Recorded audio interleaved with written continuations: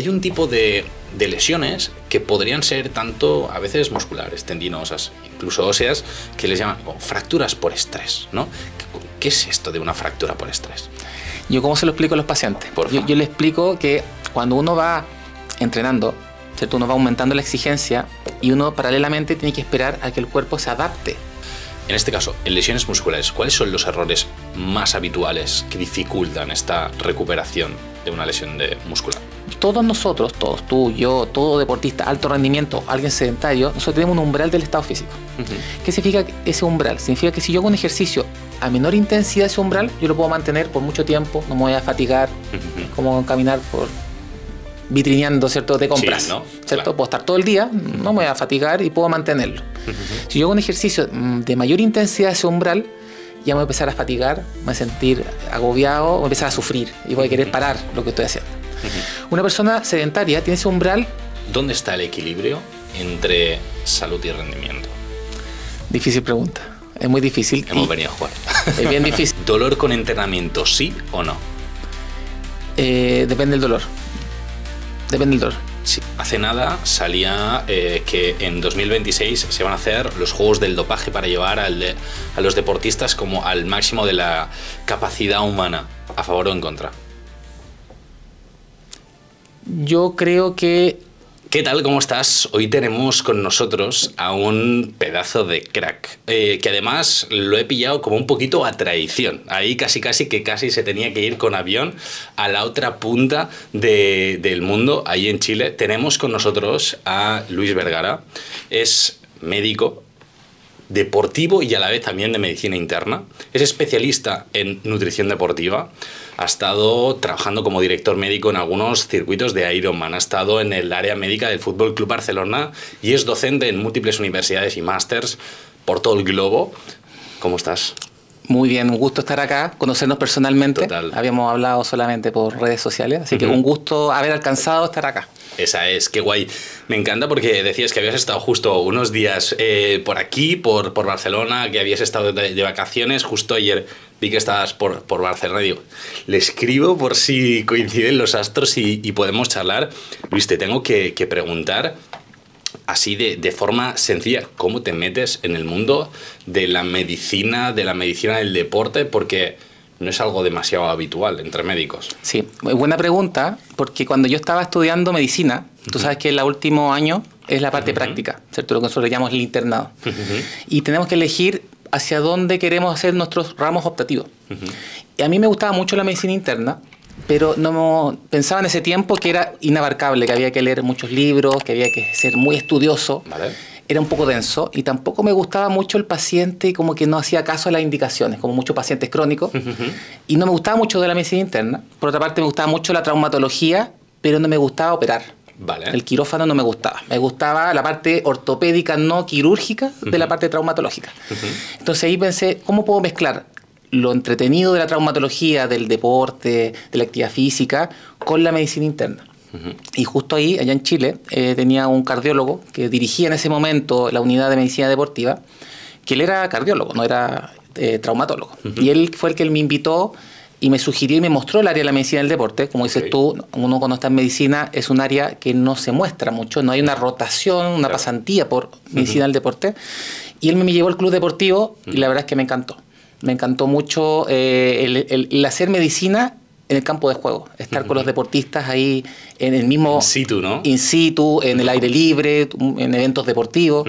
Y eso me gustó mucho, no estar encerrado en el hospital. Pero siempre me gustó el área de la medicina interna. Entonces, pues ahí es donde decidí hacer la especialidad de medicina interna y de manera paralela formarme en medicina del deporte, porque en ese tiempo ya en Chile no existía la especialidad de medicina del deporte.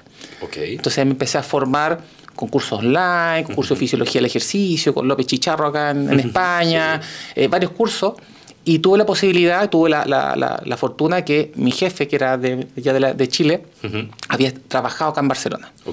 Y yo estando haciendo la especialidad de medicina interna, me dio los contactos con Antonio Turmo, el doctor Turmo, que en ese momento estaba de jefe del Centro de Alto Rendimiento de Sant Cugat. Y yo junté mis 2 selectivos de medicina interna optativos y me vine acá 2 meses, que fue mi primera aproximación a la medicina del deporte. Me vine acá 2 meses, Me acuerdo que estaba en el avión leyendo, sabiendo qué es la medicina del deporte. Para mí era algo totalmente nuevo. Novedoso. Empecé a aprender un poco de fisiología, esto de los sustratos energéticos, no entendía esto de la fosfocreatina. ¿Qué es eso? ¿Qué es esto? Esto de los umbrales aeróbicos, ¿qué es esto? Yo me acuerdo, estaba en el avión, brutal, asustado que llegaba mi primer día. Buenas horas, ¿eh? Sí. Ahí tenías horas para estudiar. Son más de 12 horas de vuelo a Madrid, después a Barcelona.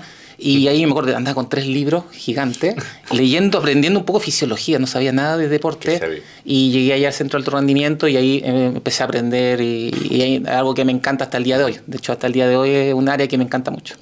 Me parece espectacular y quiero entrar precisamente en un poquito el rol, ¿no? del médico deportivo. Antes de nada, me encantaría que tú mismo te describieras en una frase, 2 frases, desde un poquito quién eres, a qué te dedicas, porque yo te he dicho un poquito las especialidades que tienes, pero a día de hoy hacen muchas cosas. Entonces, cuéntanos de forma súper rápida un poquito quién es Luis Vergara. Bueno, el doctor Luis Vergara. Sí, a ver, de la parte profesional, yo siempre, los pacientes me preguntan, ¿qué hace un médico del deporte? ¿Qué es eso? Yo se los trato de resumir de la manera más simple. Yo le digo que el médico del deporte es el médico de cabecera del deportista. Tal como el internista, que es mi otra especialidad, es el médico de cabecera del adulto, como puede ser un médico de familia, por ejemplo, y trata de integrar y de evaluar al paciente en su integridad. Como médico del deporte lo que hacemos es justamente eso, evaluar al deportista en su integridad, integrando muchos factores. Yo siempre he dicho que el deportista es un ser un poco extraño. Porque un deportista piensa distinto, come distinto, tiene horarios distintos, tiene objetivos distintos, tiene una mentalidad distinta. Y eso es un poco incomprendido por una persona que no entrena.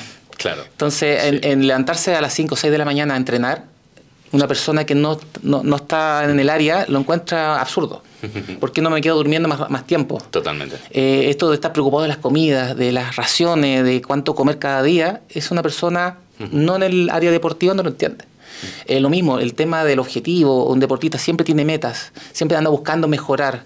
Eso también es un poco incomprendido. Entonces, a la hora de visitar a un médico, eso también es muy importante, porque cuando un deportista va a un médico que no entiende de deporte, de ejercicio, se siente incomprendido. Se siente que no lo entiende. Cuando están con un resfrío, nos manda a hacer cama. Sí, es como no. Yo no puedo parar 2 días, un día, 3 días, una semana, no puedo. Entonces, un poco lo que yo trato de hacer es de entender al deportista, de ver enfermedades básicas, un resfrío, fiebre, dolor abdominal, cosas muy básicas, pero con un enfoque más deportivo. Tú sabes que también en el alto rendimiento hay muchos medicamentos que son dopaje, tan prohibidos. Entonces, muchos médicos, como esto nos enseña en la escuela de medicina, los médicos no saben qué tratamiento usar, cuáles no usar, cuáles pueden tener efectos adversos. Tú sabes que hay muchos medicamentos que bajan el rendimiento, tienen problemas en relación al rendimiento. Total. Y no todos los médicos saben. Entonces, cuando llega un deportista a un médico de cabecera, que además de internista es médico del deporte, se sienten mucho más acogidos y se sienten comprendidos, que yo creo que es lo más importante. En este caso, ¿dónde está tu figura dentro del sistema de salud, ¿no? Comentábamos antes un poquito fuera de cámaras que combinas, ¿no?, una parte de médico internista con una parte, ¿no?, ya más de médico del deporte. ¿Dónde está tu figura como médico del deporte en la que el deportista te va a buscar? Antes de seguir con el podcast, te recuerdo que si quieres mejorar tu rendimiento, darle un pasito más allá a tu nutrición y evidentemente explotar salud, composición corporal y evidentemente tu rendimiento, puedes reservar una llamada gratuita con nosotros en el enlace de abajo en la descripción y nos cuentas tu caso, nos explicas tus objetivos, qué te gustaría conseguir y nos ponemos a trabajar en tu nutrición para que explotes al máximo. Así que nada, deportista, te vemos ahí y le damos muchísima caña a tu nutrición. Seguimos con el podcast, ¿no? O un deportista, ¿dónde va a buscar un médico del deporte si dice, ostras, es verdad, yo cuando voy al médico es que no tienen ni idea de nada, ¿no?, entre comillas? ¿Dónde hay que ir a buscar este médico deportivo? Sí, yo durante la semana trabajo mitad como medicina interna, con pacientes hospitalizados en una clínica privada allá en Santiago, Chile, donde yo vivo, ya, en la clínica San Carlos de Apoquindo. Y en la consulta veo muchos deportistas. ¿Cómo llegan? Bueno, llegan principalmente por redes sociales. Yo también tengo me siento en mis redes sociales. Las pondremos para que todos le sigáis, estéis obligados y obligadas todos. Y también estamos muy vinculados a un club deportivo, el Club Deportivo de la Universidad Católica, que tenemos más de 3.000, 4.000 deportistas y socios, y también van llegando por esa parte. Y algo que es muy lindo del área del deporte es que muchos se van pasando el dato, se van recomendando, van viendo qué te está asesorando en la parte nutricional, qué se está asesorando en la analítica, en los chequeos médicos. 100%. Y ahí uno se va un poco creando una familia. El deportista es muy de familia. Tú ves a un miembro de la familia, invita a su pareja, invita a su hijo. Los deportistas, generalmente sus hijos, también son deportistas. Claro. Entonces, un poco vamos creando familia. Yo creo que eso es lo más lindo. Te voy creando como lazos entre los pacientes. Y aparte de la parte asistencial, estoy a cargo como jefe del programa de medicina deportiva de la Universidad Católica, que ya es un área más académica. Y es algo que a mí me gusta mucho, lo que es la docencia y lo que es formar programas de formación. Crear diplomados, estamos empezando a crear lo que es la especialidad allá en Chile, dentro de la Universidad Católica. Hay otras universidades que también la tienen, pero nosotros al tratar de formar nuevos profesionales, el impacto que nosotros generamos a la sociedad, a los pacientes, es exponencial. Totalmente. Porque ese médico especialista en medicina del deporte que tiene un enfoque hacia el ejercicio, va a ver miles de pacientes. Y esos miles de pacientes, a su vez, van a ir replicando lo que uno va diciendo. Entonces, por eso me gusta mucho lo que es la docencia universitaria y queremos dejar ahí un granito de arena para que generaciones que vienen se sigan formando con el deporte. Trasladar, ¿no?, también esta visión de la medicina encarada al deporte me parece brutal. No sé si en tus años de experiencia has podido ver un poquito, ¿no?, qué diferencias hay entre la medicina deportiva en Chile versus España. ¿Notas algunas diferencias claras o no hay tanta diferencia y un poquito el enfoque está siendo el mismo? Hablando de que quizá se hace pues, en el centro en el que tú estás, has dicho antes, ¿no?, el CAR de Sant Cugat, has dicho, bueno, el Fútbol Club Barcelona. Entonces, ¿qué diferencias podemos encontrar? Yo creo que desde el punto de vista teórico, diferencias no hay. Tú sabes que las recomendaciones nutricionales son una receta. Total. Todo un deportista aeróbico son 60, 90 gramos de carbohidratos por hora, y eso es una receta. Si yo tuviera que estudiar, por ejemplo, hacia el área de la nutrición, pero también se aplica a otras áreas de la medicina del deporte, eso son recetas. Eso yo lo leo en un libro, lo puedo leer aquí, en China, en España, donde sea.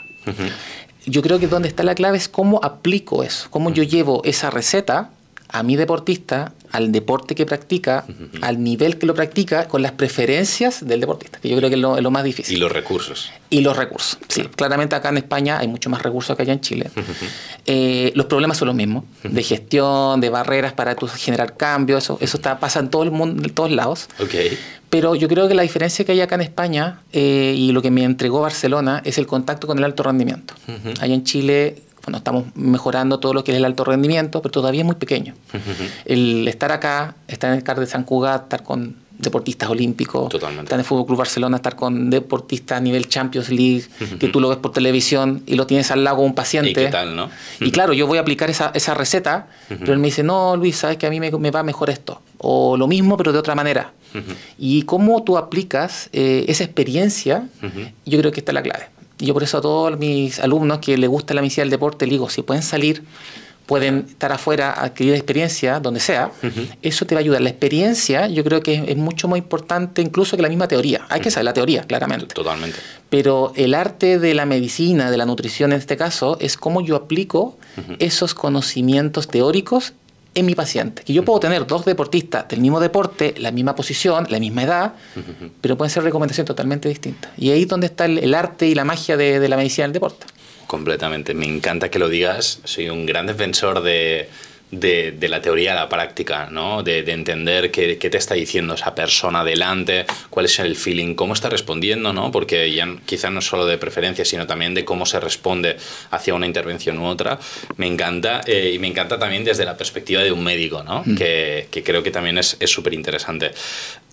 Me encantaría empezar a abrir un tema que son el tema de las lesiones deportivas. En tu trayectoria seguro que has visto miles de, por desgracia, de lesiones deportivas. Yo siempre les digo a mis deportistas, está prohibido lesionarse, pero hay veces que en el mundo del deporte las lesiones ocurren. Y hay un tipo de lesiones que podrían ser tanto a veces musculares, tendinosas, incluso óseas, que les llaman como fracturas por estrés, ¿no? ¿Qué es esto de una fractura por estrés? Yo, ¿cómo se lo explico a los pacientes?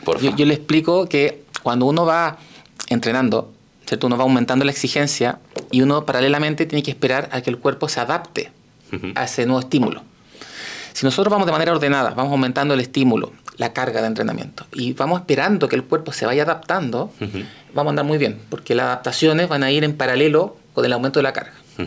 El problema es que por alguna razón hay personas que esta adaptación a este aumento de la carga no es la ideal. ¿Por qué puede ocurrir? Porque a lo mejor este aumento de la carga es muy rápida, más que lo que el cuerpo puede tolerar. Ocurre muy frecuentemente antes de las maratones. Mucha gente que se le ocurre inscribirse a última hora sin haber entrenado. Completamente. Y tiene un mes, 2 meses y quiere correr 42 kilómetros y empieza a aumentar la carga, los kilómetros por semana, y no le da tiempo para que el cuerpo se vaya adaptando, ¿cierto? Eso por una parte, aumentar mucho la carga. O por otra parte, un problema en la persona, en que a lo mejor esa persona no tiene todas las herramientas para poder adaptarse a este carga. Y ahí es muy importante el tema nutricional, ¿cierto? Mucha dieta restrictiva, que no comen la cantidad de macronutrientes necesarios, no están el descanso, hay gente que no descansa, y tú sabes que el descanso es cuando uno va adaptándose. Fundamental. Entonces no vamos a la velocidad que queremos, o hay problemas también de salud de la persona, tiene hipotiroidismo, tiene anemia, tiene un déficit relativo de energía, hombres y mujeres, no solamente mujeres, hombres y mujeres están con poca energía y a lo mejor la carga va bien planificada, pero a nivel nutricional o fisiológico no va de la mano. Y ahí es donde ocurren estas lesiones por sobrecarga, la fractura por estrés, el edema óseo, todo este espectro, y donde va generando problemas. Y por eso es muy importante atacar el problema de manera bien integral. No es solamente comer más, comer menos. No es solamente entrenar más o entrenar menos. Hay que ver un poco dónde está el problema, cuál es la concepción de la nutrición en este sentido, si hay algún trastorno alimentario, a lo mejor que hay detrás. Completamente. Y hay un tema muy difícil, ¿cuánto trastorno alimentario hay en deporte? ¿Cómo lo enfrentamos? Porque lamentablemente es muy difícil sacar a un deportista con trastorno alimentario del deporte, porque muchas veces me dice, yo dejo de entrenar y se me abren otro tipo de patologías mentales. Entonces, es bien complejo. Y entonces, por eso el edema, la fractura por estrés, las lesiones por sobrecarga en general, es tan complejo de tratar. Me encanta. Creo que cualquier persona que nos haya escuchado lo ha entendido. O sea, estoy convencido. Me encantaría entrar en los diferentes tipos de lesión, ¿no? Sobre todo en la charla de hoy, porque si no se nos va a ir el tiempo, me gustaría charlar mucho sobre musculares y tendinosas, también las óseas, pero ya quizá para otro día, si ya nos picamos, o si estamos en un punto o en otro ya lo charlaremos, pero porque quizás son las más frecuentes, ¿no? Dentro de deportistas. Dentro de las lesiones musculares, ¿cuáles dirías que son como las más habituales como lesión, así como en pim pam? Las más habituales depende del deporte, depende cuál es el músculo más sobrecargado, al que más ahí le estamos exigendo. Generalmente, en resumen, yo creo que son las del muslo, generalmente son las de los isquiotibiales. ¿Ya? Y por una razón bien simple, tú sabes que los isquiotibiales, que son los músculos de la parte de atrás del muslo, son los que frenan. Frenan cuando nosotros estamos acelerando. Tú sabes que cuando uno frena, que el movimiento excéntrico hace más fuerza que el concéntrico. Entonces, cuando yo freno un movimiento, aplico mucho más fuerza sobre ese músculo. Por eso los futbolistas, los atletas, en general, los isquiotibiales son los que son más frecuentemente más sensibles. Pero también depende del deporte. También puede ser un cuádriceps, deportes de raqueta, todo lo que es miembro superior. Depende mucho, y uno sabe cada deportista cuáles son sus lesiones. Casi dime qué deporte practicas y qué lesiones vas a tener. Totalmente. Entonces, ahí es muy claro que dependiendo de cómo tú sobreexijas al músculo y también cuándo comenzaste a sobreexigirlo. Claro. Ahora tú sabes que cada vez más hay jóvenes niños, cada vez entrenando más precoces, y las lesiones por sobrecarga están apareciendo mucho antes. Y también cuando tú tienes una lesión, el riesgo de tener una nueva lesión ahí mismo aumenta de manera notoria. Entonces, mientras más temprano, más jóvenes tengamos lesiones, más probable va a ser que tengamos nuevamente lesiones en ese mismo lugar o en otra parte. Muchas veces, ¿no?, se habla de la parte nutricional para prevenir lesiones, entre muchas comillas, porque quizá me gusta más decir, ¿no?, reducir el riesgo de lesión más que prevenir, pero es difícil prevenir, así de primeras. Son muchos factores lo que influyen. Claro. Ahora, me encantaría saber, desde una visión más médica, incluso de especialista, ¿no? También en nutrición deportiva, ¿qué tenemos que hacer en una lesión muscular las primeras 48 horas? ¿Hay alguna cosa que dirías, haz esto? Mira, cuando uno tiene una lesión, depende mucho qué tipo de tejido es el dañado. Tenemos el tejido muscular, que es el más común y el más estudiado también. Si tú buscas literatura, información científica, la mayoría son lesiones musculares. Tenemos las lesiones óseas, fracturas principalmente, y tenemos la del tendón. Dentro de estas tres, la que mejor repara es el del hueso. El hueso, cuando tú tienes una fractura, la reparación va a ser el mismo tejido óseo, va a ser la misma calidad del tejido que estaba antes. Puede que un poco desalineado, lo que tú quieras, pero el tejido en sí mismo de muy buena calidad, el que queda. En el otro extremo tenemos el tendón. El tendón es un tejido que es un dolor de cabeza para todos los médicos del deporte, los fisioterapeutas, porque es un tejido que tiene poca vascularización, tiene pocas células que regenera la lesión, tiene mecánicamente es muy difícil de estimular. Entonces, ese es el otro extremo, el que más cuesta recuperar. Y el tejido muscular está al medio, comparte un poco de ambos lados. Entonces, toda lesión, ya sea de hueso, tendón o músculo, pase por distintas fases. Primero hay una primera fase muy inflamatoria, que son las primeras horas, los primeros días, en que hay mucho dolor, generalmente hay un hematoma, hay sangre ahí, duele mucho, es muy inflamatoria. Después pasamos a una etapa que ya empiezan a activarse las células de reparación, las células satélites, en el caso de las células musculares, en que se van activando las células que van a reparar la lesión. Y finalmente hay una etapa final en que ya el cuerpo ya empieza a fabricar ya el colágeno, empieza ya a volver a la funcionalidad. Entonces, cuando nosotros tratamos de intervenir nutricionalmente como también médicamente, tenemos que considerar esas tres etapas. Totalmente. Entonces, la primera etapa, donde hay mucha inflamación, lo que tenemos que tratar de ver es si esa inflamación es adecuada al daño que tenemos. Y ahí es bien importante porque hay que considerar la inflamación como un proceso natural y que es necesario para la recuperación. Uno inmediatamente como deportista quiere volver lo antes posible, quiere que duela lo menos posible y estar compitiendo lo antes posible. Pero el problema es que esa inflamación, ese dolor es necesario para una correcta reparación. Si nosotros bloqueamos a lo mejor estas vías de inflamación, podemos estar también bloqueando la calidad de esa lesión. Entonces hay que nivelar bien si intervenir, por ejemplo, en la primera fase, que es muy inflamatoria, va a ser algo beneficioso o me va a generar un problema a largo plazo, que a lo mejor genere una cicatriz más grande, una lesión inestable, una lesión que tenga más riesgo de volver a lesionarse, y al final puedo estar generando más daño que beneficio. Me parece brutal precisamente esto, y hay que hacer como mucho hincapié. Estoy convencido de que la parte de la inflamación en cierta medida es buena, ¿no? En estas primeras fases. Cuando hablamos de lesiones musculares, yo me he encontrado muchos casos de deportistas que me llegan aquí a consulta y me dicen: Javi, he tenido un pinchazo, me he hecho en el fisio, me han hecho una eco. Ah, no, otro me dice: no, me han hecho una resonancia. Ah, bueno, yo simplemente porque como ya las sensaciones, pues ya me he tocado, veo que no tengo mucho edema, pues tiro, ¿no? ¿Qué prueba es la más efectiva o qué pruebas serían las ideales para poder conocer exactamente el tipo de lesión que tenemos a nivel muscular? Sí, depende mucho de los recursos que tengamos. Completamente. Depende mucho del tipo de lesión y también el nivel o la expectativa o las metas del deportista. Okay. Por ejemplo, muy distinto un deportista aficionado, que a lo mejor un pinchazo yo lo puedo parar o bajar un poco la carga de entrenamiento 1 o 2 semanas y no pasa nada. A cuando tengo un deportista de alto rendimiento y el entrenador me está exigiendo que en 3-4 días tiene que estar ahí jugando el campo en una competencia importante y exigente.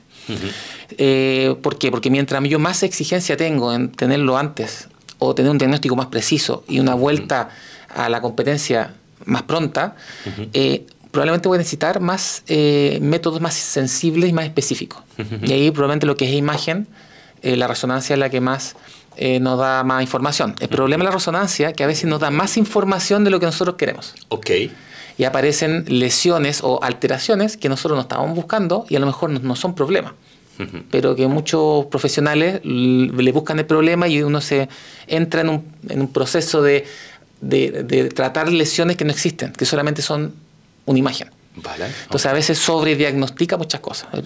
Claro ejemplo, las lesiones lumbares de columna, que aparecen hernias que a lo mejor no molestan y muchos médicos limitan el ejercicio porque tienes una hernia, no puedes hacer nada y a lo mejor esa hernia ha estado toda la vida y y no es problema. Ni dolor, ¿no? Ni sensación de molestia, ni de nada. Claro, entonces a lo mejor una persona aficionada que tiene un pinchazo, tal vez no necesitamos una resonancia. A lo mejor con un buen examen clínico, un buen examen por el médico, por el fisioterapeuta, y vemos que no es una lesión grave, podemos pararlo unos días, que entrene el resto, ya, claro. Porque el tener una lesión en la pierna no significa que no tenga que entrenar el resto del cuerpo, no es necesario pararlo, que eso también es un concepto que eso cuesta. Eso te iba a preguntar, me gusta que lo digas, me gusta que lo digas. Yo le digo a mis pacientes, que tengas una lesión en la pierna derecha, no implica que la pierna izquierda puedas estudiar, los brazos también. El brazo, la otra pata. Yo siempre les digo, traten de hacer lo que el dolor les permita, pero manténgase haciendo ejercicio, mantenerse activo. Y también está esto del entrenamiento cruzado, que a veces tú entrenas la pierna izquierda. Exacto, cuéntalo. No, que tú sabes que cuando uno activa los músculos, se liberan muchas sustancias del mismo músculo. Y son factores de crecimiento, estas llamadas mioquinas, ¿cierto? Estas sustancias musculares que no solamente van a actuar en el músculo, actúan en todo el cuerpo, no solamente los músculos, en distintos tejidos, y también actúa en el músculo que está en reposo. Poca broma aquí. Entonces, es bien lindo eso, como un músculo secreta sustancias que van a ayudar a un músculo enfermo.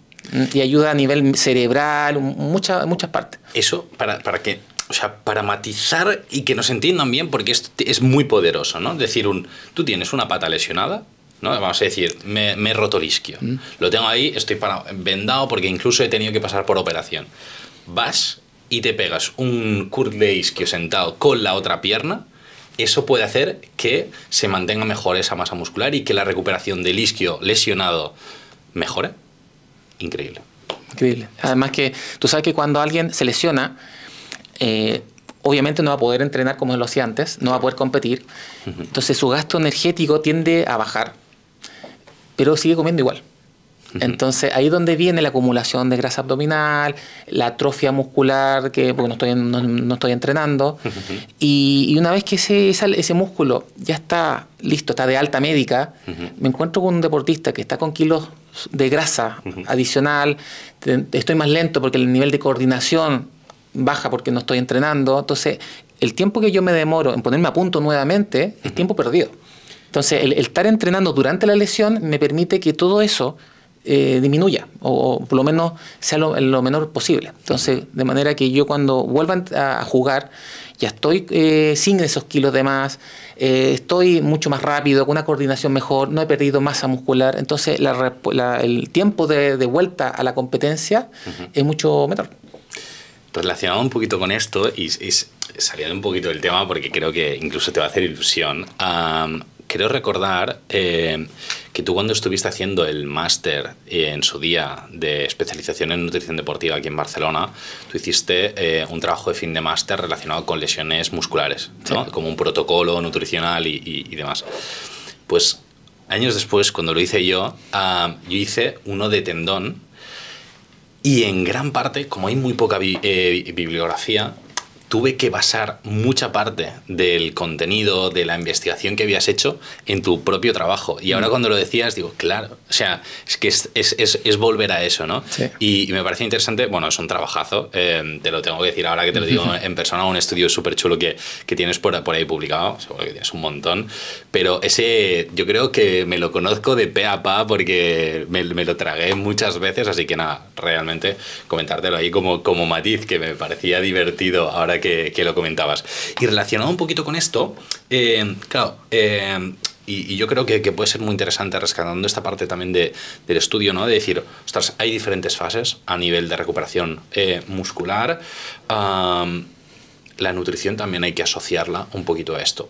¿Qué puntos claves deberíamos tener en cuenta a nivel de nutrición para agilizar al máximo la recuperación muscular, teniendo un poquito en cuenta estos puntos? Yo siempre en la clase hago la analogía que cuando uno va a recuperar una lesión, independiente del tejido que sea, es un poco similar a lo que hace un constructor cuando tiene que reparar una casa, una muralla. Okay.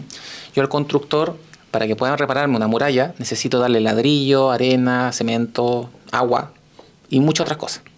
Si yo le doy solo ladrillos, él no va a poder reparar porque necesita otras cosas y va a esperar para que alguien le traiga lo que necesita. Entonces la reparación no va a ser de la misma calidad y va a ser mucho más lenta, porque no tiene todo lo necesario. Acá en la parte nutricional es lo mismo. Yo, para poder reparar una lesión, no solamente necesito proteína. Uno siempre mentalmente dice proteína. Proteína, muerte. Pero no es solamente proteína. Yo necesito también darle agua, necesito sales minerales, antioxidantes, bueno, muchas otras cosas. Por eso es tan importante la nutrición. Y la clave de la nutrición es que le podamos entregar lo que el cuerpo necesita en el momento oportuno. Si yo estoy lesionado, lo primero que tengo que hacer es preocuparme de darle al cuerpo todo lo que necesita. Asegurarme de una buena cantidad de proteína, darle hidrato de carbono. No es necesario hacer una dieta muy baja, porque claro, muchos no quieren subir de peso y hacen dietas muy restrictivas. Necesito energía, necesito los constructores. Los hidratos de carbono son los constructores. Necesito grasas saludables, omega 3, porque la calidad de esas membranas celulares tienen que ser de buena calidad. Entonces tengo que darle omega 3, consumo de pescado, no necesariamente suplementos. Uno puede hacerlo desde la alimentación.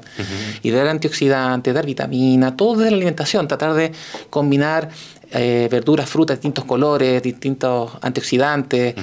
Mientras más variado yo haga mi alimentación, más probabilidad va a ser de entregarle ese constructor, que es nuestra célula satélite, la célula ahí que se va a reparar, que vaya a reparar esa lesión de buena manera, de buena calidad y en el tiempo oportuno. Por eso es tan clave el tema de la nutrición, y ahí yo creo que es muy, muy importante que todo deportista que se acaba de lesionar acuda con un nutricionista deportivo para que le ajuste la pauta, le dé recomendaciones, lleve un poco a la práctica todas estas recomendaciones teóricas, pero cómo yo lo puedo llevar a mi cocina. Hay gente que no le gusta cierto tipo de comida, bueno, cambiémosla, adaptemos la pauta. Muchos deportistas, mucha gente en general, a una vez el nutricionista no le gustó la pauta y no vuelve más.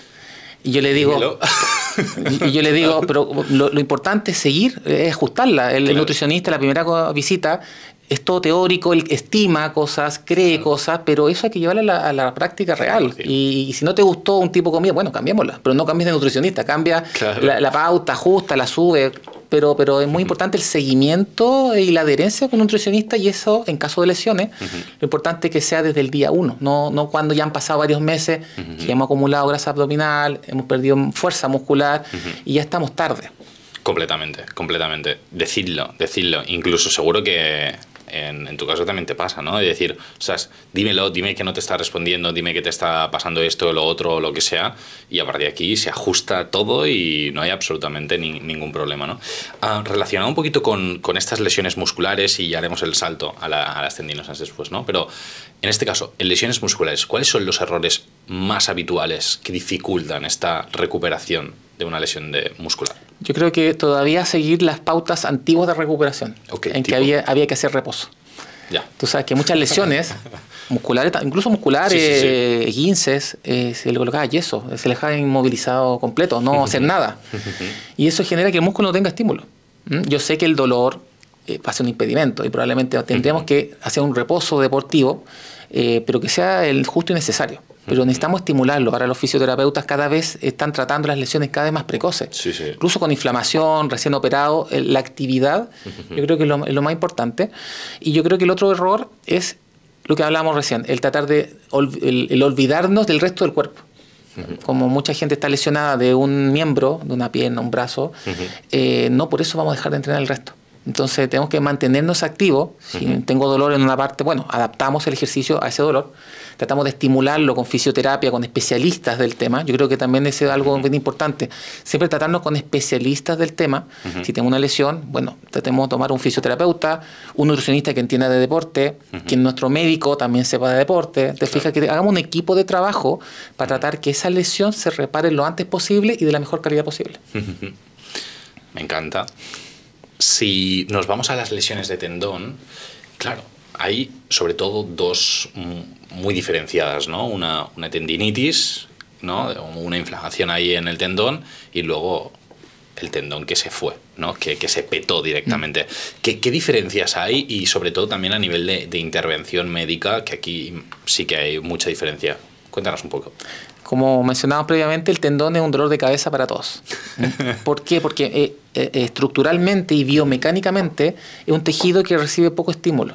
Cuando yo contraigo un músculo, esa fuerza se distribuye principalmente en la fibra muscular. Llega muy poco estímulo al tendón. Para poder estimular el tendón necesitamos ejercicios especiales con mucha fuerza. Por eso generalmente los fisioterapeutas trabajan con ejercicios excéntricos, tratar de llegar a estimular ese tendón. Por otra parte, es un tejido que le llega poca vascularización, le llega poco oxígeno, y tiene sentido. Así que el tendón es un tejido más elástico, ¿cierto? Más de soporte. Si tuviera vascularización, estaría roto los vasos sanguíneos. Claro. No pueden, tienen que nutrirse con los nutrientes que están alrededor. Entonces, es muy difícil reparar, tratar la inflamación, que es verdad, es de bajo grado. Por eso uno generalmente habla de tendinosis más que tendinitis. Otros dicen que sí hay tendinitis. Bueno, hay una pelea ahí de términos. Completamente. Pero el tendón es un tejido muy, muy especial. Y por otra parte, el problema que tenemos es que generalmente las lesiones del tendón ocurren en el tendón más exigido por el deportista. Por ejemplo, los que saltan, básquetbol, voleibol, la tendinopatía rotuliana va a estar ahí siempre, y como no pueden dejar de saltar, va a ser una lesión que va a tener que vivir con esa lesión prácticamente. Entonces, ahí es más difícil también intervenir de distintas maneras. Ahí yo creo que el rol del fisioterapeuta es clave. Hay otras técnicas con no mucha evidencia científica, pero cuando no hay muchas opciones, uno tiene que recurrir a técnicas no tan validadas. Y ahí es donde es importante el manejo más multidisciplinario, tanto el nutricionista, con el fisioterapeuta, con el médico, para ver cuál es la mejor manera de poder tratar una lesión que probablemente lo va a acompañar por mucho tiempo al deportista. Completamente. En este caso, ¿qué podemos hacer en estas primeras horas, primeros días de una lesión de tendón? Es decir, ve al médico seguro, a que te miren. Empezamos también con una nutri parecida a la de la muscular. ¿Alguna recomendación para estas primeras horas? Lo primero es calmar el dolor y la inflamación, porque duele mucho. Ahí donde lo más importante es bajar la inflamación, el frío después de entrenar, hacer estiramiento para tratar de estirar un poquito, estimular un poco este tendón mientras el dolor lo permita. Es muy importante acudir precozmente con un fisioterapeuta para que empecemos a tratarlo con ejercicios específicos dependiendo de dónde esté este tendón. Y del tema nutricional, yo creo que es donde menos información hay muy poca información publicada. Lo más probable es que las recomendaciones sean muy similares a otras lesiones, tratar de una alimentación equilibrada, de un aporte de proteínas suficiente. Lamentablemente el colágeno no está ayudando mucho, porque muchos me preguntan colágeno y tendón, en gran parte es colágeno, pero lamentablemente los estudios hasta el día de hoy, y lo digo hasta el día de hoy porque todo puede cambiar. Todo puede cambiar. Ya nada de blanco y negro, como algunos dicen por ahí en redes sociales. Todo puede cambiar.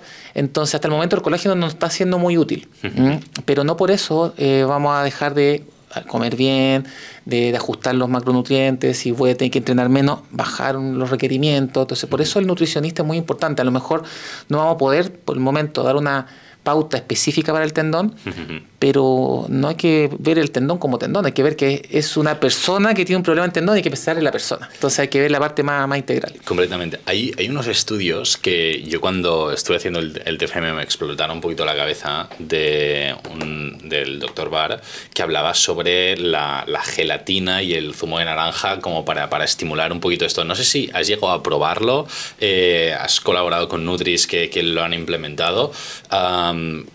¿Qué opinión tienes? Cuéntame un poquito, porque a la gente cuando alguna vez le he dicho, pruébalo al menos, en plan, mal no te va a hacer, ¿no? Juega un poquito con eso. ¿Qué opinan tienes sobre el tema? Sí, es bien importante porque cuando nosotros como profesionales de la salud, no solamente como médico o nutricionista, recomendamos algo, nosotros tenemos una gran responsabilidad.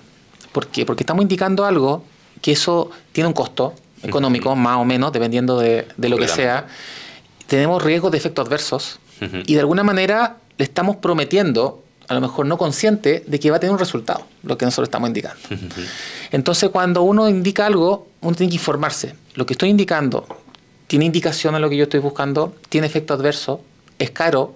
¿Le voy a generar algún problema? A lo mejor el deportista va a tener que dejar de hacer cosas por comprarse ese suplemento o esa medida, lo que sea. Entonces, por eso nosotros somos muy cuidadosos en ver qué estudios tiene, cuáles son los efectos. Los mismos estudios te dicen qué efectos adversos tiene, si ha tenido respuesta o no, y si esa respuesta es significativa a lo que yo busco o a lo mejor no es significativa. ¿Ya? Porque hay muchos estudios que están publicados Están ahí, pero... Hay de todo publicado y los beneficios no son clínicamente importantes. Y a lo mejor mucho costo al beneficio que voy a tener no se justifica. Entonces, por eso nosotros somos muy apegados a lo que dice la evidencia científica, pero no solamente la evidencia científica, sino que también hay que considerar las preferencias del paciente.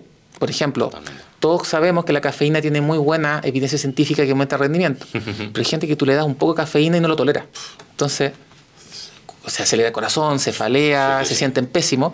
Entonces, por más que la evidencia científica diga algo, si el paciente no lo tolera, la evidencia no me sirve de nada. Totalmente. Y también hay que incluir, junto a la evidencia científica, la preferencia del paciente, es la experiencia tuya. Claro. Ya, la experiencia es muy importante, no por eso vamos a dejar la experiencia. Entonces, tenemos que juntar las tres cosas para ver lo que más le ayuda a un paciente. Entonces, por ejemplo, si yo voy a indicarle un suplemento de colágeno a un deportista que tiene un costo, y que no sé si realmente le va a servir, bueno, si se lo están regalando, úsalo. Totalmente. Si te tiene un sponsor detrás y te lo está dando, bueno, úsalo. Mal no te va a hacer, son proteínas. Claro.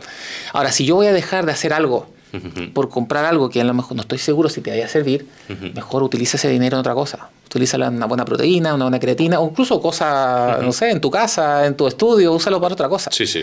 Ahora, lo interesante de la gelatina y la vitamina C es que el estudio está hecho con gelatina. Gelatina del supermercado. Supermercado, ¿sí? Random, total. Y vitamina C. Económica, además. Sí, te compras una hoja de naranja, un jugo, un zumo de naranja y tienes la vitamina C. Entonces, es de poco costo. Si lo tienes, úsalo. Claro. Porque el costo es mínimo, los efectos adversos son mínimos. Podemos discutir si a lo mejor la respuesta va a ser la que tú esperas o no, porque tú sabes que los estudios, la respuesta, los resultados son variables de torque, de medidor inflamatorio, de molécula. El deportista no sabe cuántos niveles de interleuquina 1 tengo en mi lesión, que él quiere volver pronto. Totalmente. Entonces, si yo es de bajo costo, no tiene efecto adverso, lo tengo disponible, úsalo. No pasa nada. No voy a esperar evidencia científica para usar algo que lo puedo utilizar del supermercado. Completamente. Me encanta. Hemos hablado sobre lesiones y me encantaría abrir un tema también que me da la sensación de que mucha gente sabe o le suena, ¿no? Que es el tema de las pruebas de esfuerzo, pero que poca gente quizás sabe exactamente qué hay detrás de una prueba de esfuerzo, que muchas veces también os encargáis, muchos médicos especialistas también dentro del deporte, a hacerlas y a interpretarlas, ¿no? Entonces me encantaría que me comentaras un poquito qué es una prueba de esfuerzo, porque hay gente que quizá diga, una prueba de esfuerzo, sí, aquello que tienes como una máscara, como si estuvieras en el espacio, ¿no? Cuéntanos un poquito sobre esto. Sí, respecto a la prueba de esfuerzo, hay que separar dos objetivos de la prueba de esfuerzo. ¿Y por qué los separo? Porque en muchos países son muy distintas. Hay otros países que las juntan las dos. Acá en España se tiende a juntar las dos, pero en otros países se separan. La prueba de esfuerzo estrictamente está destinada para buscar o pesquisar problemas de patología coronaria, de enfermedad coronaria. En otras palabras, exigimos al cuerpo y vemos con el electrocardiograma si le llega sangre a nuestro tejido cardíaco. Entonces, si nosotros vemos cambios en el electrocardiograma a medida que vamos aumentando la exigencia, detectamos que ese paciente puede tener una patología, una alteración a las coronarias. Por eso la indicación de la prueba de esfuerzo de salud, la que vi los cardiólogos, generalmente la indicamos sobre los 45, 50 años, donde aparece el riesgo de infarto, de angina coronaria. Esa es la indicación precisa. Esa prueba de esfuerzo cardiológica es submáxima. No se lleva al máximo esfuerzo. Por otra parte, en el otro extremo, tenemos la ergospirometría o el consumo de oxígeno, o el test cardiopulmonar, distintos nombres de llamarlo, en que ahí nosotros medimos el consumo de oxígeno. Colocamos la mascarilla, medimos cuánto oxígeno captamos, cuánto CO2 eliminamos, y podemos hacer una prueba para saber cuánto es nuestro consumo de oxígeno, cuáles son los umbrales aeróbicos, anaeróbicos, y va mucho más destinado a lo que es rendimiento deportivo. ¿Por qué hago estas dos separaciones? Porque muchos deportistas hacen la prueba de esfuerzo tradicional y se ríen. Me dicen, ni siquiera me cansé. Y probablemente ellos están entrenando o haciendo una prueba de esfuerzo real todos los días cuando entrenan. Totalmente. Y también el problema en deportistas, cuando solo hacemos el test de esfuerzo tradicional, es que los deportistas, como entrenan mucho, van haciendo colaterales en el corazón. Entonces me ha tocado, no pocos casos, en deportistas que se hacen una prueba de esfuerzo y les sale normal, porque están con nuevas colaterales. Pueden tener tapada una arteria y tienen muchas colaterales y no genera problema en el electrocardiograma. Cuando yo quiero un objetivo más deportivo, yo siempre recomiendo el test más, una ergospirometría, cuando yo mido umbrales, porque ahí es máximo el consumo de oxígeno al límite, al fallo prácticamente. Casi sí. Se hacen los umbrales, entonces para el entrenador es mucho más útil. A los que son deporte aeróbico, por ejemplo una maratón, podemos calcular el ritmo de carrera, podemos aportar los hidratos de carbono exactos dependiendo por hora. Es mucho más útil una ergospirometría que un test de esfuerzo. Ahora, insisto, en otros países se juntan los dos, el test de esfuerzo lo hacen con consumo de oxígeno, pero conceptualmente están esas dos indicaciones. Cuando yo quiero buscar problemas coronarios en un deportista que entrena todos los días a alta intensidad, lo que estamos usando actualmente, no solamente en Chile, sino que en otros países, son los angiotas coronarios, los escáneres del corazón, o hacemos resonancias cardíacas cuando buscamos problemas del corazón. Claro, está siempre la angiografía disponible, pero es muy invasivo. Entonces, hay otras maneras para buscar problemas coronarios en deportistas. Entonces, ¿cuál usar? Yo creo que ahí es bien dependiente de lo que queremos buscar, la edad del deportista, los antecedentes del deportista y el deporte. Por eso es importante ahí asesorarse cuál es la mejor prueba que yo necesito para mi objetivo, para lo que yo necesito y cuál va a ser más útil. Si hablamos de esta prueba de esfuerzo con gases, que es muchas veces la que se ve por redes, porque es la que comparten muchos deportistas, me encantaría que nos cuentes un poquito más en detalle sobre estos datos, ¿no?, que obtenemos. Comentabas la parte de los umbrales, tenemos la capacidad del consumo de oxígeno. Cuéntanos un poquito como estos datos clave para que cuando un deportista se haga, si es que se hace esta prueba de esfuerzo, que luego hablaremos si la recomendamos hacerla o no, que pueda interpretar mucho mejor toda esta data, ¿no?, que le van a explicar. Sí, yo siempre le explico a los pacientes de la manera más simple posible. Yo, una de las cosas que hago con mis pacientes es explicarle para que lo entiendan. Claro. Yo siempre le explico que todos nosotros, todos, tú, yo, todo deportista, alto rendimiento, alguien sedentario, nosotros tenemos un umbral del estado físico. ¿Qué significa ese umbral? Significa que si yo hago un ejercicio a menor intensidad, ese umbral, yo lo puedo mantener por mucho tiempo, no me voy a fatigar, es como caminar por vitrineando, ¿cierto?, de compras, sí, ¿no? ¿cierto? Claro. Puedo estar todo el día, no me voy a fatigar y puedo mantenerlo. Si yo hago un ejercicio de mayor intensidad, ese umbral, ya me voy a empezar a fatigar, me voy a sentir agobiado, voy a empezar a sufrir y voy a querer parar lo que estoy haciendo. Una persona sedentaria tiene ese umbral a muy baja velocidad, o sea, empieza ya a caminar un poco más rápido y se empieza a cansar, empieza ya a sentirse mal, muy fatigado. Un deportista de alto rendimiento tiene ese umbral muy alta velocidad. Ejemplo claro, el keniata que corre a 20 km por hora, los 42 kilómetros y no se cansa. Totalmente. Entonces, ese umbral es muy importante definirlo. ¿Por qué? Para el entrenador le va a ser muy importante para poder planificar sus sesiones de entrenamiento. Si yo quiero correr este umbral más a velocidades más altas que lo que uno busca como deportista, tengo que entrenar a alta intensidad. Ahora, ¿cuál es esa alta intensidad para mí? Bueno, esta prueba te lo puede decir. Diferente que para mí. De todos nosotros, incluso... Por eso es importante matizar que esta zona 1, zona 2, serán diferentes entre tú y yo completamente. No, y lo más lindo de esto es que va a ser distinto entre tú y yo, pero en mí mismo va a cambiar en un mes, 2 meses, 3 meses. Completamente. Va a ir cambiando. Entonces, claro, uno puede hacer una prueba de esta al principio de la sesión de entrenamiento, una pretemporada, y uno puede hacer un pedido de competencia y ver cómo ha cambiado. Y el esquema de entrenamiento también va a cambiar. Entonces, también me permite para planificar los entrenamientos. Pero también me va a permitir, por ejemplo, si yo tengo que correr una maratón, a qué velocidad tengo que ir. Porque como yo sé mi umbral en que yo voy a empezar a cansar, yo puedo planificar una carrera un poco bajo esa velocidad, a esa intensidad. Y yo sé que me voy a poder mantener por muchos kilómetros sin cansarme. Tal vez el último kilómetro, al final, me puedo ir a tope y da lo mismo porque estoy llegando. Totalmente. Pero no parto inmediatamente a muy alta intensidad porque si no me voy a fatigar y no voy a terminar la carrera. Entonces, tiene muchas utilidades. Muchos deportistas les gusta saber su VO2 max. Completamente. Ya que es un valor, hay gente que le gusta medirlo. Luego lo chuleas en Instagram. Es lindo saberlo. Ahora, ¿qué tan útil? Bueno, puede que tenga cierta utilidad, pero no es lo más importante. Yo creo que lo más importante es eso, planificar las carreras, planificar los entrenamientos, ver la progresión y conocer un poco cómo es la fisiología de cada uno. Bueno, esto del umbral en verdad son 2.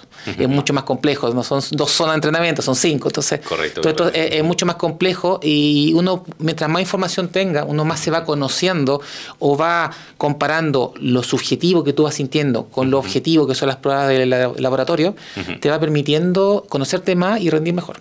En este caso, cuando hablamos de intensidad, de saber un poquito la intensidad que llevas, por ejemplo, en carrera, ¿no? Que es como muy visual, de pum, pum, pum, vas trotando, vas pum, vas subiendo, pulsaciones, ¿no? Que hay muchas veces que se haga con el pulsómetro.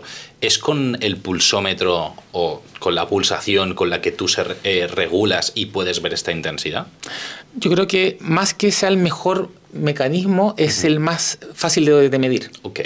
Porque, claro, uno lo podría hacer con velocidad, pero la velocidad es muy variable. Uno no va midiendo como en el automóvil ahí a qué velocidad voy. Y además que los terrenos son desniveles, no son parejos, entonces mantener una velocidad es difícil. Hacerlo en METs, que son la manera más científica de hacerlo, también es difícil. Uno no va midiendo cuántos METs voy a hacer. Yo creo que no te lo dan, ¿no? El reloj, los METs. Es tan poco práctico que ni siquiera están en los relojes, al menos. Sí.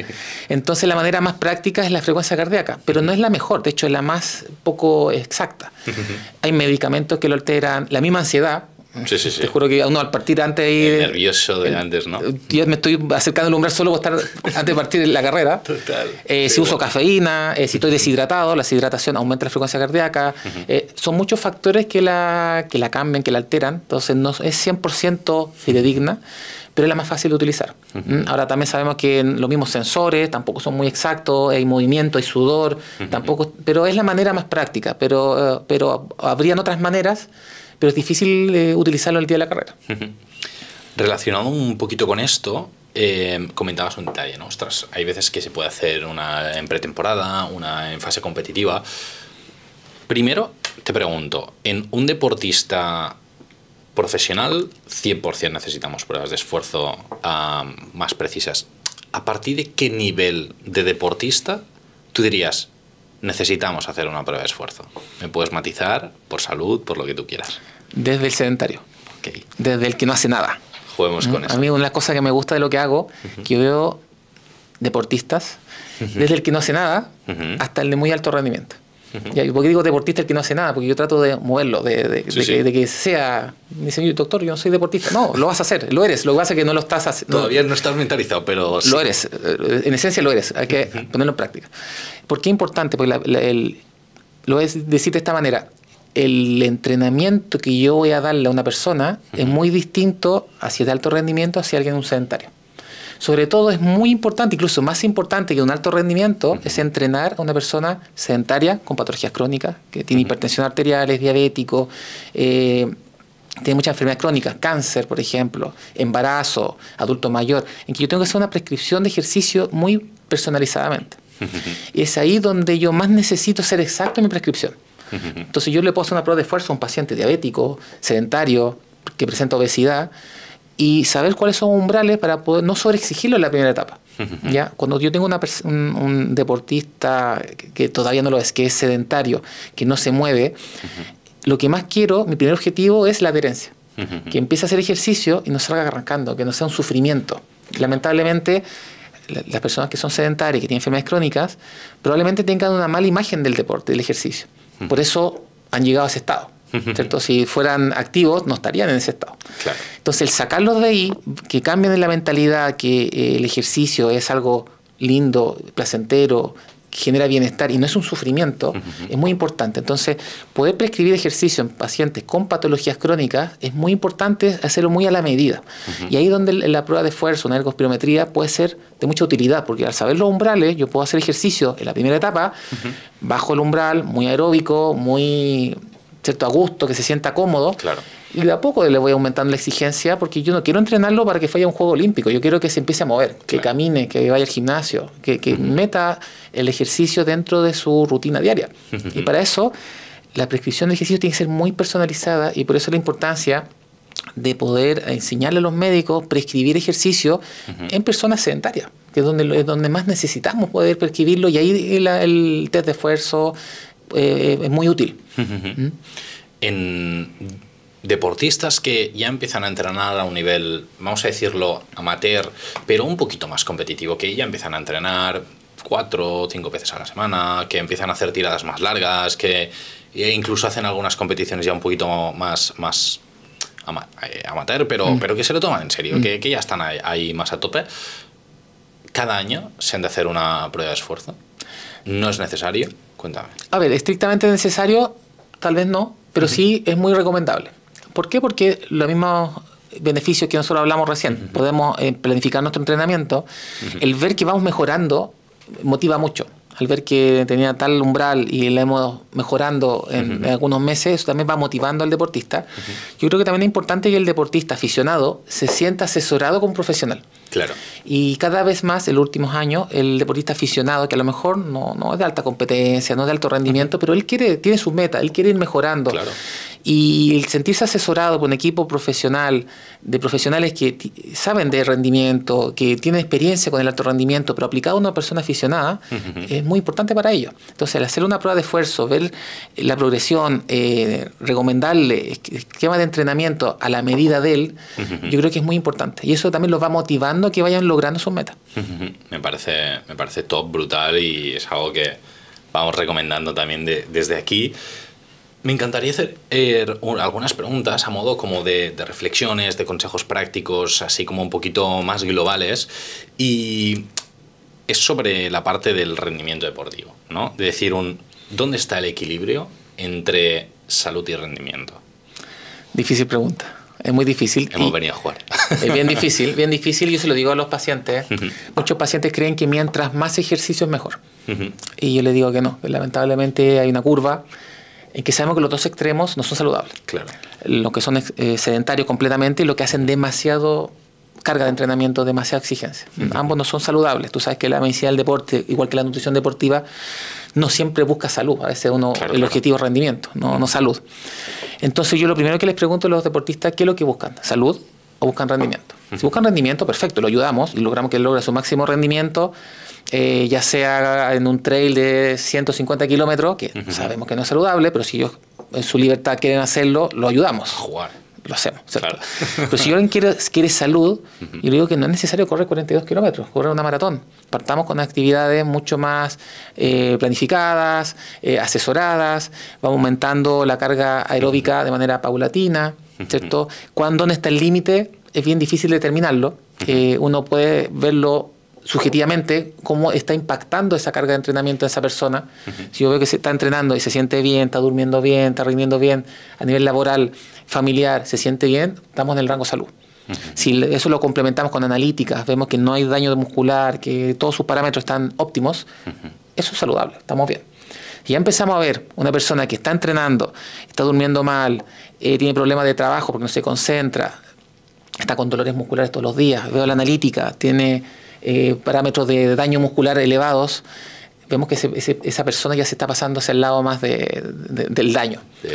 Entonces, ese límite es muy difícil, yo creo que hay que verlo cada persona. Hay personas que toleran mucho más una carga de entrenamiento con menor impacto fisiológico. Entonces hay que ir viendo caso a caso, no solamente viendo rendimiento, viendo también analítica, viendo sus relaciones, cómo está durmiendo, cómo el tema emocional es muy importante, el tema mental. Personas que es tanto el estrés por entrenar que mentalmente les daña. Explota la presión competitiva, todo sin ningún tipo de duda. Pero eso es importante separar si yo quiero con mi paciente salud o quiero rendimiento, porque a veces se pueden contrarrestar entre ambos. ¿Qué señales nos indican a nivel personal, ¿no? De, ostras, estamos cerca de lesionarnos, estamos cerca de enfermar, deberíamos levantar un pie del acelerador de este entreno intenso? Yo creo que es muy importante el conocerse. Yo creo que todos nos conocemos, todos sabemos que cuando entrenamos y tenemos un dolor muscular es un dolor bueno, normal, ¿cierto? El que entrena, lo que entrenamos, sabemos que vivimos con pequeñas molestias, que tenemos las agujetas, como le llaman acá, ¿cierto? Y eso es algo normal. Pero es distinto cuando ya nos notamos cansados. Es verdad que cuando uno, a veces en la mañana no tiene ganas de entrenar, pero es distinto cuando uno tiene ganas de entrenar por un tema más emocional, más físico, a cuando algo más porque no quiero entrenar. Entonces, el escuchar nuestro cuerpo, si un día me toca entrenamiento y estoy cansado, estoy con un dolor que yo creo que es más allá de un dolor normal, descansa, no pasa nada con descansar. Sobre todo que no estamos en el alto rendimiento, el de alto rendimiento no le queda otra. Ahí toca currar. El entrenador va a estar encima tuyo y vas a tener que entrenar, trabajo, pero ahí tienes fisioterapeuta, tienes un equipo que te va a ayudar. Pero una persona que es aficionada, si un día estás cansado, quieres no entrenar, necesita tu cuerpo descansar, hazle caso. Recordemos que el cuerpo se adapta cuando estás descansando, no cuando estás entrenando. Y la síntesis proteica, la liberación de todos esos metabolismos que se acumularon en el entrenamiento el día anterior, necesita un descanso, necesita horas de sueño, necesita hidratación, parar un poco. Entonces yo creo que lo más importante es escucharnos, conocernos, saber cuándo nuestro cuerpo nos está pidiendo un descanso, porque aunque tú no lo creas, siempre lo pide, solo que no lo escuchamos. Entonces cuando ya vemos que necesitamos un descanso, yo creo que es mejor parar. Y además que el entrenamiento del día siguiente, después de un día de descanso, va a ser mucho mejor. Es mejor parar un día, descansar, dormir, y el entrenamiento el otro día va a ser fenomenal, va a ser increíble. A muerte. Y voy a levantar mucho más, va a ser de mucha más. Mientras que si yo entreno todos los días, van a ser todos los días de baja calidad y la adaptación va a ser menor. A veces parar es mucho mejor que entrenar todos los días. Me encanta. ¿Qué le dirías a este deportista que entrena con dolor significativo? Es decir, tengo que entrenar o competir con ibuprofeno. A ver, el tema de medicamentos en deportes es complejo. Yo sé que todo deportista no quiere tener dolor, pero el ibuprofeno, lo antiinflamatorio en general, también tiene otros efectos adversos y otras consecuencias. Por ejemplo, sabemos que los antiinflamatorios en general puede alterar el funcionamiento del riñón. Y el riñón en un deportista es un órgano que está muy vulnerable a muchos daños. Porque el riñón es muy sensible a la deshidratación. Tú sabes que los deportistas viven deshidratados. Completamente. Tratan de hidratarse y no logran compensar. Entonces, es un órgano que ya está siendo dañado por el tema de la hidratación. Segundo, el riñón necesita mucha irrigación sanguínea, y que llegue mucha sangre. Cuando nosotros estamos haciendo ejercicio, la sangre se distribuye hacia los músculos. Se olvida un poco de los órganos y deja con menos sangre el riñón. Entonces, el funcionamiento del riñón disminuye. Tercero, los antiinflamatorios, como tú mencionabas, disminuyen la filtración del riñón. Entonces, el riñón ya nos va a estar funcionando de mejor manera si además estoy agregando un antiinflamatorio. Y cuarto, cuando yo estoy entrenando una competencia importante, exigente, como una maratón, un trail, se liberan proteínas del músculo, ¿cierto? Genera una rhabdomiolisis, una liberación de sustancias a la sangre, y es el riñón el que tiene que trabajar. Entonces, el mismo riñón está sobrecargado de trabajo, está con poca sangre, está con antiinflamatorio que disminuye la filtración. Son muchos daños y que yo no lo noto. Porque yo estoy corriendo, estoy entrenando y no me doy cuenta. Tendría que hacer una analítica para mostrártelo y no lo hacemos. Entonces hay que ir cuidando el riñón, porque cada vez que nosotros estamos entrenando, haciendo una exigencia importante, le estamos colocando antiinflamatorios, deshidratación, vamos generando microdaños del riñón que pueden generar problemas futuros. Lo mismo, por ejemplo, los antiinflamatorios pueden aumentar el riesgo de úlcera gástrica. Cuando nosotros estamos entrenando, recién mencionábamos que la sangre se va del sistema digestivo hacia los músculos y deja sin sangre, o muy poquita sangre, el sistema digestivo. Entonces hay más riesgo de úlcera gástrica solo por el ejercicio. Si nosotros le creamos un antiinflamatorio, aumenta el riesgo. Entonces por eso es bien importante asesorarse bien con su médico qué utilizar para el dolor, en qué momento utilizarlo, porque no es llegar y tomar cualquier antiinflamatorio. ¿Y es normal vivir con dolor siendo deportista? Yo creo que el dolor siempre es una alerta. El dolor es la manera que tiene el cuerpo de avisarte que algo no está bien, que necesita tu atención. Al menos te avisa.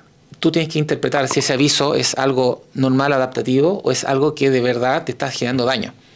¿Cómo interpretarlo? Ahí es donde va el tema de autoconocerse, ver si el dolor que tengo es proporcional al esfuerzo que hice previamente.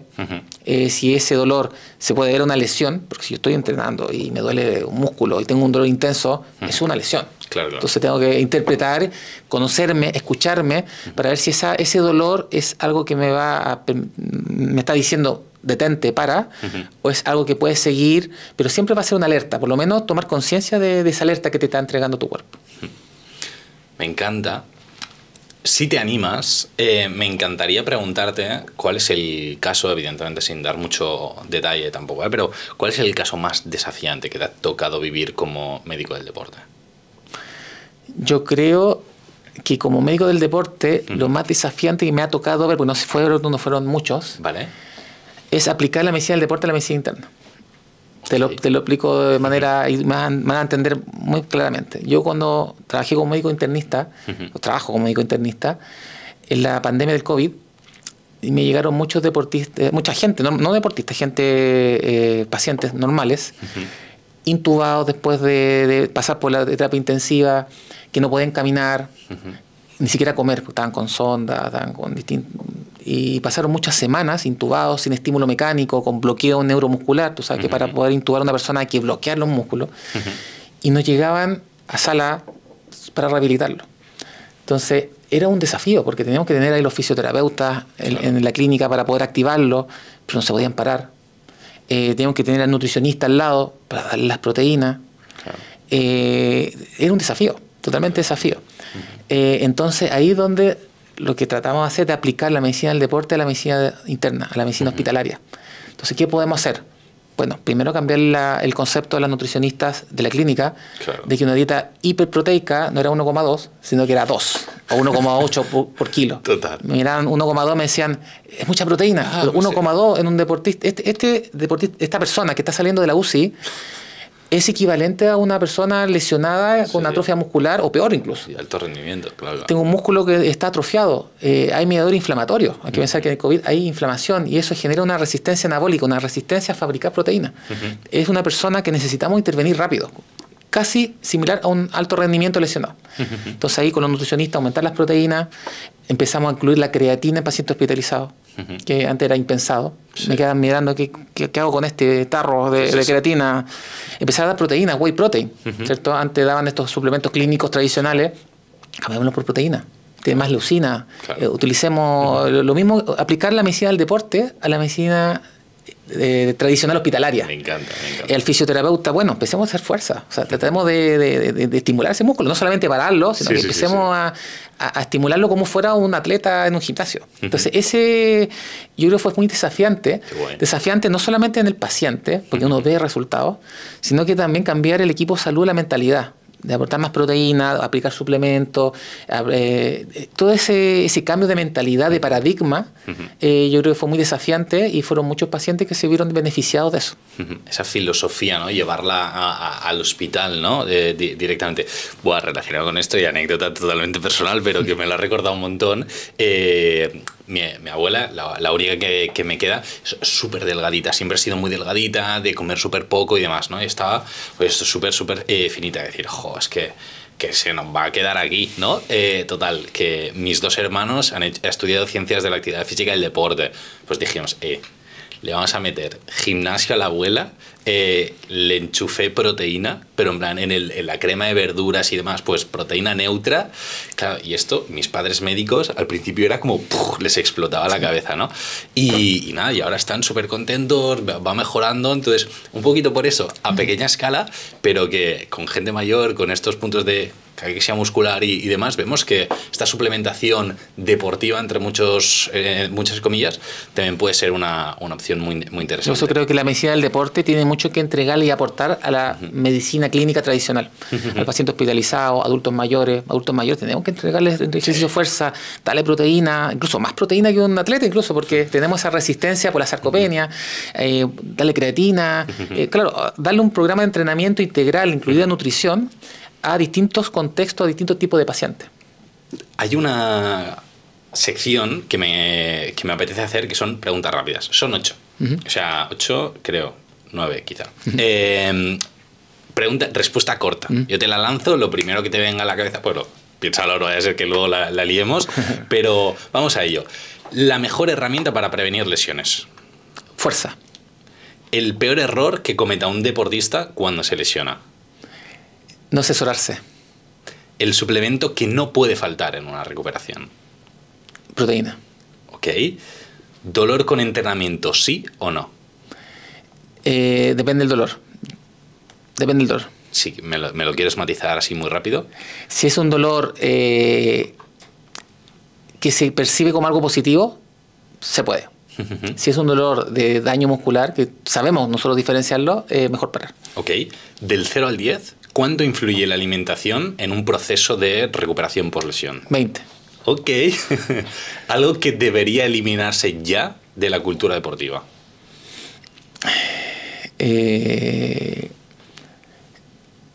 Escuchar a personas no especialistas del tema. Un consejo que te habría gustado recibir cuando empezaste la medicina deportiva. El aprender o el acostumbrarse al cambio inmediato, al cambio constante, el adaptar al cambio, tanto en deportistas como que cada día van apareciendo nuevas cosas y hay que ir adaptándose al cambio. Desde tu punto de vista, como médico, ¿a ti qué te gusta más priorizar? ¿Salud o rendimiento? Salud, lejos. Ok. Y esta rápida última, hace nada salía que en 2026 se van a hacer los juegos del dopaje para llevar a los deportistas como al máximo de la capacidad humana. ¿A favor o en contra? Yo creo que no creo que sea necesario. Yo creo que el ejercicio, el deporte no va a buscar el máximo rendimiento o el máximo potencial o a probar hasta dónde puede llegar el ser humano, porque estamos llegando ya a riesgo. Yo soy muy defensor del ejercicio y el deporte como para la salud. Vamos a ayudar al deportista de alto rendimiento, pero el llevar a un riesgo a una persona que se va a estar ahí poniendo a prueba, poniendo en riesgo su salud, yo creo que no es lo más adecuado, no es lo más recomendable. Distinto es cuando yo estoy buscando rendimiento y estoy a lo mejor entrenando por unos Juegos Olímpicos, una competencia importante, y voy mejorando marcas y voy llevando la fisiología al límite buscando una marca. Pero cuando ya estoy buscando una marca ya para buscar cuál es el límite de lo que es la muerte y la vida, casi, sí. Yo creo que ahí estamos mal utilizando una herramienta que es muy poderosa y muy positiva, la estamos utilizando de manera inadecuada. Yo creo que no va a favor de mi filosofía de lo que es el ejercicio. Completamente. Me encanta. Luis, hemos hablado de un montón de cosas. Estoy convencido de que ha sido una charla brutal. Creo que has podido matizar y explicar conceptos que quizás no son muy habituales en redes sociales, que creo que es muy interesante. Y hay una cosa que siempre me encanta cuando se acaban las charlas, y no lo aviso para que no te lo prepares demasiado, y es que me lances una pregunta de lo que quieras y yo intento responder con el mayor criterio posible.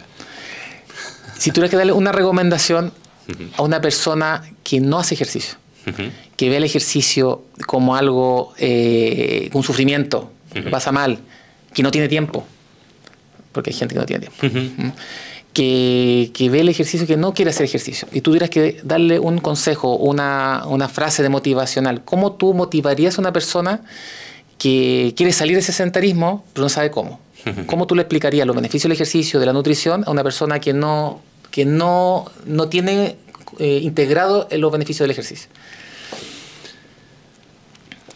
Vale, ¿quieres que te dé una explicación, matizar, para darte bien la respuesta? Una explicación de los beneficios del deporte, de la nutrición y demás, o más de qué le diría yo para que empiece a moverse. ¿Cómo lo motivarías? Yo creo que lo que le diría es, porque a todos nos gusta el hacer cosas que nos gustan, ¿no? Entonces, yo quiero que disfrutes. Yo quiero que te lo pases bien con la gente de tu entorno, contigo mismo, ¿no? O contigo misma. Busca aquello que realmente te motive, ¿no? Y en eso puede ser bailar, poniéndote en casa mientras estás cocinando música, pero la música que te genera aquello, la típica música de que te obliga a bailar, empieza por ahí. Pero puede ser, ostras, pues ese día que vayas a comprar, ve a comprar acompañado con alguien, y antes de llegar a comprar, vete a pasear un poquito más. Intenta hacerlo acompañado con amigos, con familia, con gente que realmente te llena, que te motiva, que quieres pasar tiempo con ellos. Disfruta de ese momento. O sea, hay una persona que no está haciendo actividad física, si no disfruta de ese inicio, es que lo va a dejar. O sea, sobre todo a un nivel muy bajo. Vas a estar motivado un día, 2, pero al tercero no vas.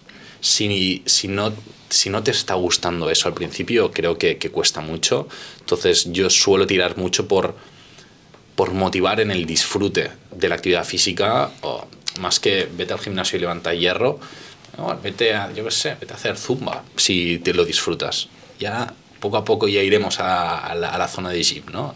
Específicamente, y lo encararía por ahí. Perfecto. No, muy buen consejo, y trato un poco de motivarlo a hacer. Yo creo que nadie va a hacer algo que no le gusta hacer.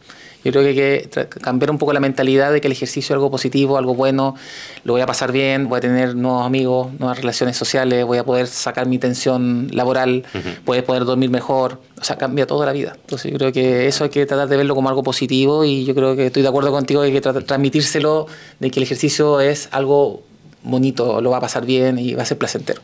Completamente. Luis, muchísimas gracias por a ti. venirte esta tarde. Que vaya muy bien el vuelo. Muchas gracias. Que os vais en nada. Esta es tu cámara por si quieres dar un mensaje final, un comentario y decir, me gustaría que os quedarais con estos como bullet points, ¿no? Decir, pum, pum, pum, puntos clave, sorpréndenos, la cámara es tuya y al resto nos escuchamos en el próximo capítulo con más charlas, más comentarios para mejorar tu rendimiento deportivo. Bueno, mi consejo principal es que vean el ejercicio como algo positivo. Todos necesitamos el ejercicio para estar saludables y sentirnos bien. Y lo más importante, asesorarnos por profesionales del área de la medicina del deporte, nutricionistas deportivos, médicos del deporte, fisioterapeutas formados. No escuchar a lo mejor opiniones de personas que no están formadas. Ahí la experiencia, la formación es muy importante. Por lo tanto, es necesario tener ahí un grupo, un equipo de trabajo al frente tuyo para poder ayudarte. Y estamos dispuestos todos aquí para ayudarte. Bueno, pueden seguirme por mis redes sociales, Dr. Luis Vergara. Ahí vamos entregando recomendaciones personalizadas un poco para cada tipo de ejercicio, pero nunca va a reemplazar la consulta personal, el consejo individual, y para eso siempre asesorarse por profesionales con experiencia y formados en el área y no por ideas o personas que dan su opinión, pero sin un sustento científico sólido. Así que esa es la invitación, asesorarse como profesional, aunque a lo mejor yo sea un aficionado, pero asesorarse como un profesional. Pues ahí lo tenemos. Nos vemos. Queda muy bien.